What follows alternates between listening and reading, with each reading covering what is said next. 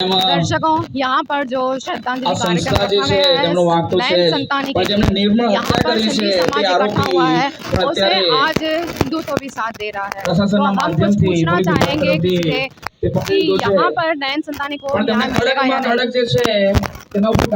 નયન જે બાળક એક્સપાયર થઈ ગયો છે, મારો કહેવાનો મીનિંગ એક જ છે, તો આરોપી જે છે સ્કૂલની જે કમિટી છે એને બધું સારું થઈ જશે અને છોકરાને ન્યાય મળશે। બસ મારો એટલું કે બાળકને ન્યાય મળવો જોઈએ અને સ્કૂલની કમિટી જે છે પૂરી ચેન્જ થવી જોઈએ।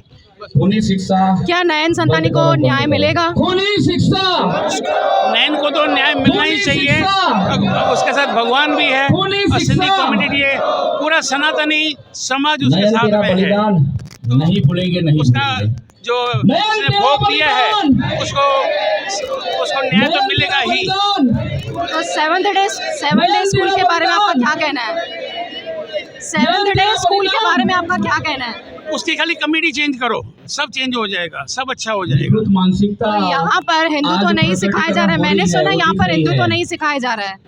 और उसके ही ये कारण जो बात है है, उसमें स्कूल में तिलक आज भी हमारे लगाया बीच जाता में है और ये सब नहीं हमने है। सुना है। हम तो खैर सीनियर सिटीजन, हम तो आपको खाली जो सुनते ही विकृत हैं, मानसिकता है, लेकिन यहाँ पर तिलक लगाया नहीं जाता है और ये सब जो बातें मटन माइनस पॉइंट जो भी पनीर है बोलकर जो उसको मटन खिला देते हैं। निकाल देना चाहिए।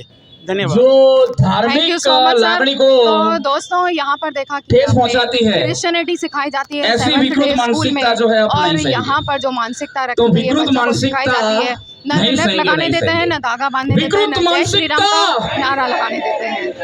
विकृत